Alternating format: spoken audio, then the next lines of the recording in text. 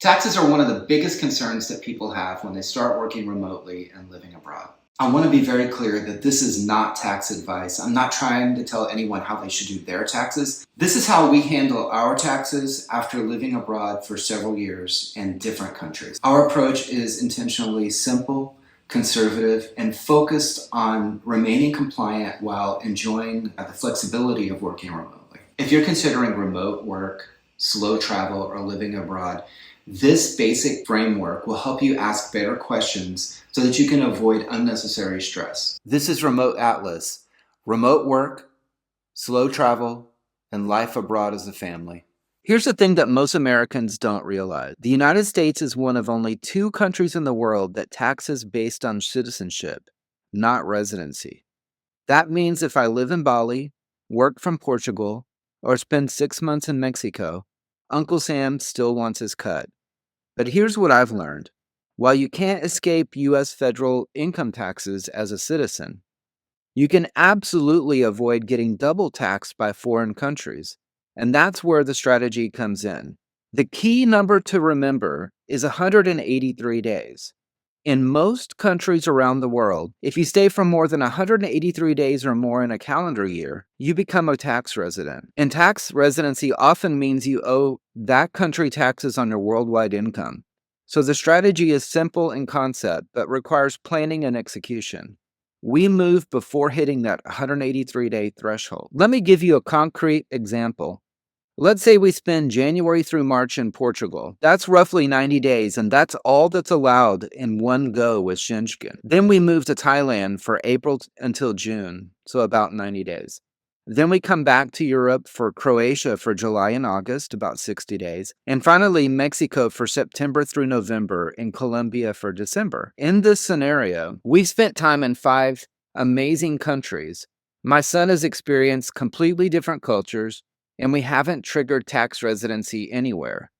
Now, here's something interesting about Europe specifically. As a U.S. citizen, we can only stay in the Schengen group for 90 days out of any 180-day period. In the Schengen zone, which includes 27 different European countries, and that 90-day limit, it actually protects you from accidentally triggering the 183-day tax residency rule. You literally can't overstay because immigration won't let you. It's built-in protection. So when we're in Europe, we're tracking our Schengen days carefully, and then we move to non-Schengen countries or leave Europe altogether. We focus on countries that don't tax foreign source income for non-residents, or where the practical reality is that short-term digital nomads aren't being chased down for taxes on their US-based income. Beyond the tax strategy, this lifestyle has given our family something money can't buy: perspective. Our son has celebrated his birthday in a lot of different countries. He's learned to say hello and thank you and so much more in dozens of languages. He's seen ancient temples, modern cities, rainforests, and beaches. And for my wife and me, we've built a life where work doesn't feel like a burden. I take my morning meetings from a balcony overlooking the Mediterranean one month and from a mountain village the next. We're not waiting for retirement to see the world. We're doing it now. And while we're young enough to hike those mountains, and while our son is at the perfect age to absorb it all. The financial aspect, by staying under the 183-day threshold, we're saving thousands of dollars a year by not paying multiple countries' income taxes on top of our U.S. taxes. I still pay everything I owe to the IRS, but I'm not also paying Portuguese tax, Thai tax, or Mexican tax on that same income. That money stays in our pocket.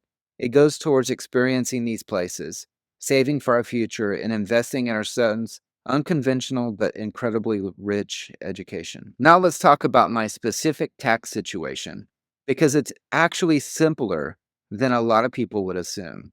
I work remotely for a U.S. company. I'm a W-2 employee, just like I would be if I was in Ohio or California. My employer withholds taxes. I get my W-2 at the end of the year, and I file my U.S. tax return just like any other American. The key difference? I'm just doing it from different countries. But from a tax perspective, I'm paying U.S. federal income tax, U.S. Social Security, and Medicare, just exactly the same as I would if I lived stateside. And I also do some freelance work on the side. And that income, same story.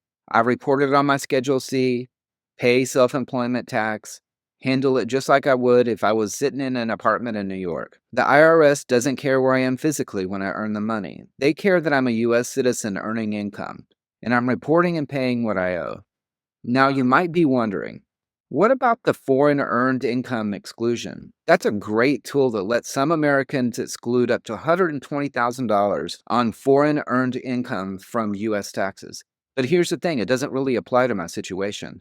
The FEIE is designed for people who either self employ abroad or are working for foreign companies. Since I work for a US company, my income doesn't qualify for the exclusion, and honestly, that's fine. Because the real tax benefit of this lifestyle isn't about reducing my US taxes. It's about not paying additional income taxes to multiple countries, making it super complicated and on top of what I'm already paying in the US. That's where the 183-day rule saves us thousands of dollars every year. It would be the same if I was just visiting Mexico for a week. The amount of time is set by that country as to when you become a tax resident. So I'm following those rules no matter where we go. I won't pretend this lifestyle is all sunsets and adventures. There are real challenges. Staying under those day limits, 183 days, means that we're always planning the next move. We can't just fall in love with the place and stay indefinitely without consequences.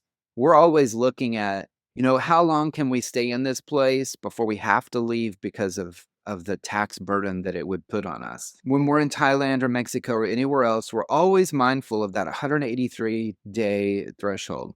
There's a rhythm to it. Arrive, settle in, explore, build temporary routines, then start planning the next chapter. We're actually looking at where could we set as a base that's not too expensive, but we could actually have an apartment and only live there part of the year and still not get tax residency. There are rules on top of that 183-day where it's where is your home, right? If we have an apartment in 3 different places or 2 different places, which one of those is actually our home? And so you really do need to pay attention to that. I would say definitely research and talk to a tax professional before you do something you're not sure of. You also need to be pretty financially stable to make this work. This isn't a lifestyle where you can just start with nothing. You need some emergency funds. You need international health insurance. You need legitimate remote income that allows you to work from anywhere. You need to be able to afford housing in multiple countries throughout the year. And the travel itself can get really expensive. Let's be real. You really need an employer that's okay with all of this. Not every company allows international remote work. I'm fortunate that my employer doesn't really care where I log in from as long as the work gets done.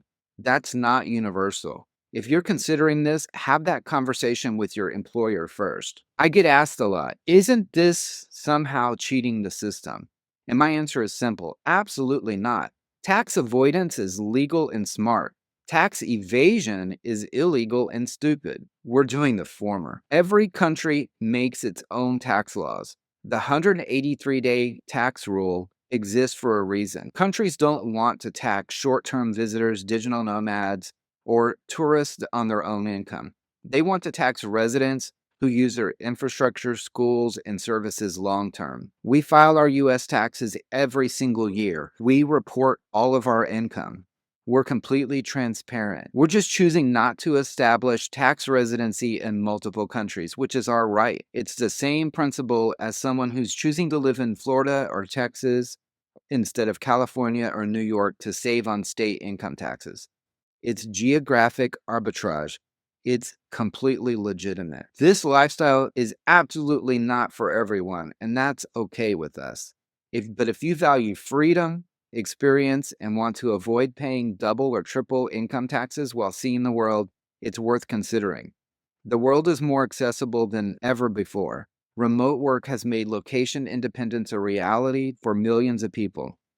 If you're considering remote work, slow travel, or living abroad, this basic framework will help you ask better questions so that you can avoid unnecessary stress.